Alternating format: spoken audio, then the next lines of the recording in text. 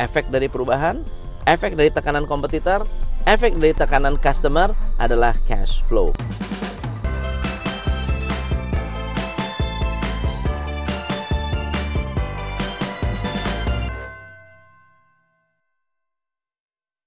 Good morning, selamat pagi teman-teman.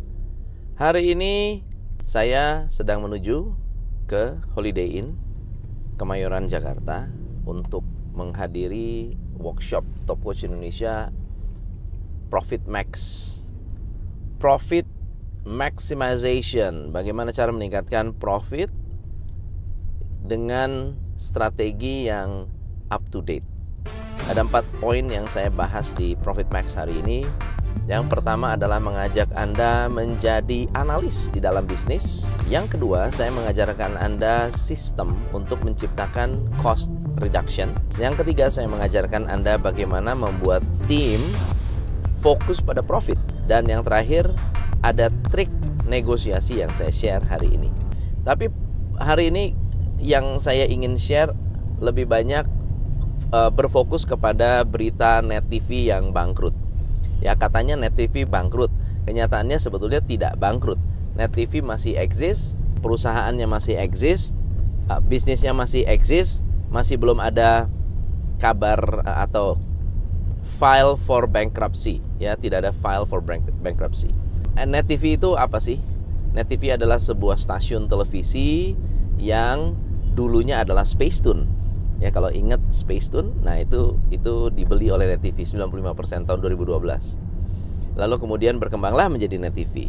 Net TV sendiri, para krunya kebanyakan adalah orang trans. Yang kalau dulu ingat Trans TV, itu fenomenal juga. Ada banyak sekali acara-acara kreatif yang ada di sana. Sampai pada satu titik mungkin beberapa kru merasa punya idealisme yang luar biasa, dan akhirnya mereka membuat atau menciptakan Net TV. Dan terbukti Net TV waktunya sangat singkat tapi bisa menarik perhatian yang luar biasa. Kayak seperti misalnya dulu ada Metro TV. Metro TV luar biasa, itu adalah news channel yang sukses dan tidak saingan. Nah, tetapi Net TV tetap ada yang namanya entertainment dan ada yang namanya sedikit ada politik. Sekarang baru masuk ke politik, lalu kemudian mulai masuk ke dunia entertainment yang lebih lucu dengan adanya Sule, dengan adanya Andre, ya, Nunung, itu semuanya masuk ke sana. Nah, meskipun sebetulnya kalau diperhatikan acara-acaranya itu kayak acara-acara luar negeri. Banyak sekali acara yang mirip-mirip dengan acara luar negeri. Saya sendiri tidak terlalu banyak nonton TV, tapi kalau buka YouTube, trending-trendingnya itu banyak sekali dari acara-acara televisi Net TV seperti Ini Talk Show, The Best of Ini Talk Show, kemudian Indonesia Morning Show, ada Tonight Show, ada The Comment. Saya kalau di pesawat itu selalu lihat The East itu ditayangkan di Garuda. Lalu kemudian ada Tetangga Masa Gitu itu ditayangkan di Garuda, makanya saya tahu. Lalu pertanyaannya, apakah Net TV bangkrut? Ya. Net TV belum bangkrut atau tidak bangkrut, atau saya yakin kondisi perusahaannya masih oke. Tetapi yang membuat banyak pihak itu merasa resah adalah karena terjadi trending topik di mana di Twitter ada orang yang mengatakan bahwa Net TV itu sedang PHK besar-besaran. Dan kenyataannya tidak ada PHK besar-besaran. Yang ada adalah karyawan diminta untuk resign sukarela. Karyawan diminta untuk resign sukarela. Karyawan diminta untuk mengundurkan diri dengan paket yang menarik. Paketnya seperti apa saya nggak tahu. Nah, konsep Net TV ini sifatnya idealis. Tetapi sayangnya persaingan televisi ini ketat sekali. Persaingan TV itu luar biasa.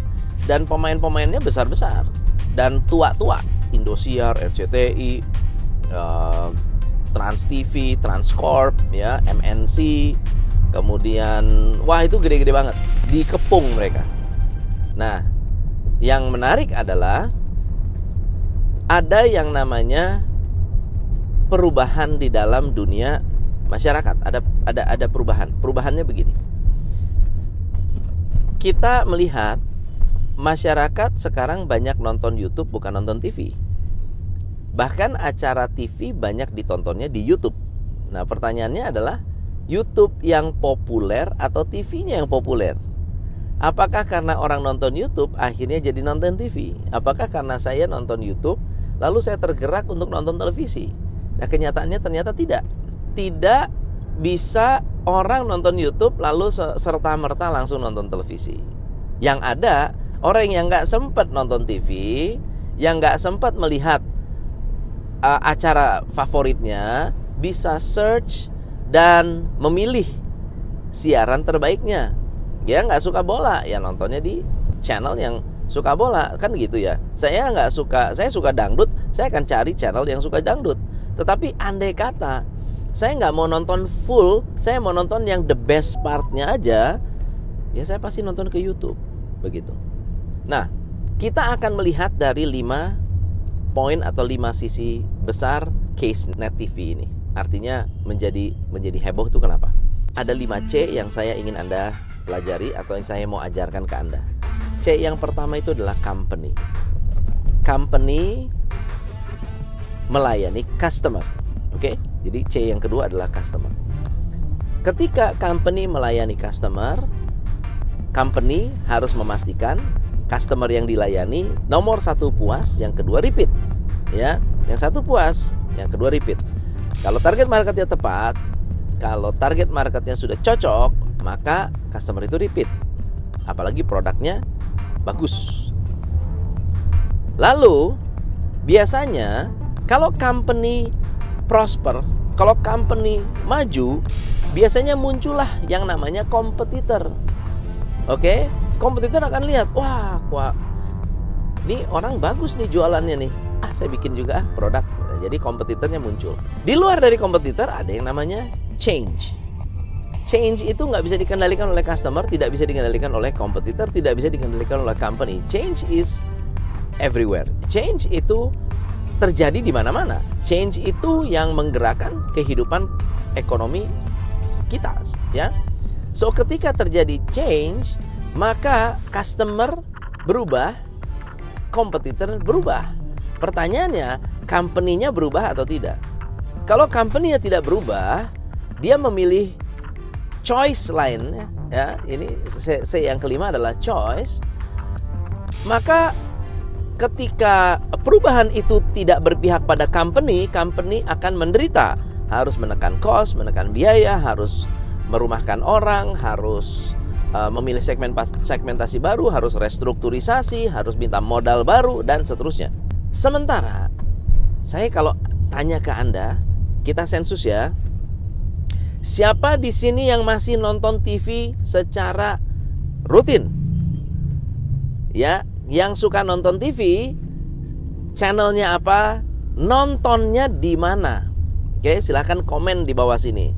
Yang suka nonton TV, channelnya apa? Nontonnya di mana? Nah, ada yang membeli smart TV di mana nontonnya Netflix, nontonnya siaran streaming maksud saya internet, ya, nontonnya via internet, nontonnya via YouTube di smart TV. Jadi tidak nonton TV nasional, ya. Lalu kemudian customer yang banyak yang mana? Customer yang banyak adalah yang diambil oleh kompetitor. Yaitu apa? Yaitu acara-acara dangdutan, acara-acara slapstick, sinetron stripping, kemudian ada yang namanya alay, ya, acara-acara gosip artis, settingan, prank settingan, semuanya ada di mana? Ada di kompetitor yang lebih banyak membutuhkan hiburan daripada edukasi. Sebaliknya, buat orang-orang yang lebih membutuhkan edukasi, lebih suka, bukan membutuhkan, lebih suka acara-acara edukatif, acara-acara yang mendidik, nggak nonton di TV, begitu. Nah, karena tekanan ini, pertanyaannya adalah company di dunia televisi, media, itu dapat duitnya dari mana? Company dapat uang dari iklan, bukan dari jumlah penonton. Jumlah penonton menentukan perusahaan-perusahaan yang mau mengiklan, mau menempatkan uang atau tidak. Oke? So let's say misalnya, sekarang yang nonton Net TV banyak sekali, tapi nontonnya di TV streaming, ya, tidak ditangkap oleh Nielsen. Karena hari ini ada satu indikator rating yang ditentukan oleh satu company namanya AC Nielsen. Dan Nielsen's rating dipakai oleh agensi untuk jualan iklan. Jadi begitu ada acara yang ratingnya tinggi, itu dipakai buat jualan. Pak, acara ini ratingnya tinggi, Pak. Iklan sini aja, Pak. Ya kan? Kenapa? Karena rating itu dimunculkan oleh Nielsen. Sementara ketika muncul yang namanya acara-acara di Metro TV, misalnya I'm Possible, acaranya Billy Boon, acaranya bagus-bagus, diputus dalam waktu yang sangat-sangat singkat. Paling top 13 episode, 24 episode, habis itu tutup. Kenapa? Nggak sanggup kalau harus mendanai terus acara subsidi. Kenapa? Karena ratingnya kecil. Kenapa ratingnya kecil? Nontonnya nggak di TV, nontonnya di luar TV, nontonnya di tempat lain yang tidak di-capture oleh Nielsen. Itu unfairnya, ya. So pertanyaannya adalah, karena uangnya nggak bisa dapat, ya, uangnya nggak bisa masuk nih di company, sementara perubahannya nggak mendukung, company-nya banyak sekali nggak dapat omset dong, betul nggak? Kalau nggak dapat omset, terus mesti ngapain? Oke, so you have choice. You have choice. Choice yang pertama, bertahan dengan idealisme sampai idealisme ini membuahkan hasil. Itu yang pertama. Yang kedua adalah follow the money. Follow the money. Uangnya ada di mana? Create program yang memang ada kaitan dengan uang, ya, di mana program itu bisa meningkatkan rating kita dengan signifikan. Tetapi konsekuensinya kita akan berbenturan dengan kompetitor. Yang ketiga adalah cut cost. Pangkas biaya supaya tetap kompetitif.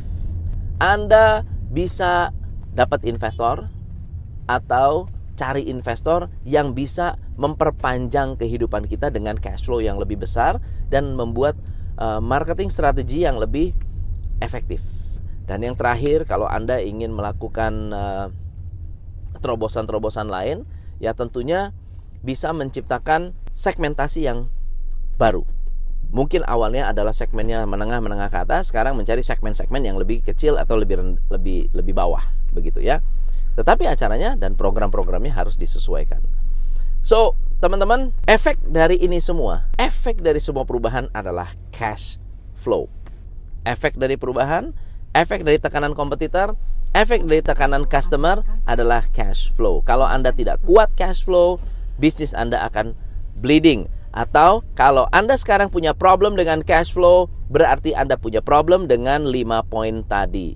Oke?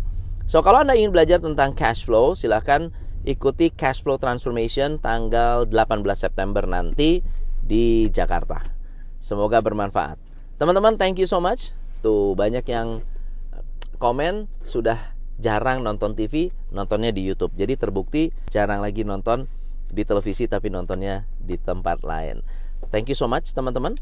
Please share, komen, dan ikutin channel saya terus. Pencet notifikasinya supaya bisa sering dapat notifikasi kalau saya live lagi. Saya Tom MC Ifle. Salam pencerahan. Hanya di Top Coach Indonesia.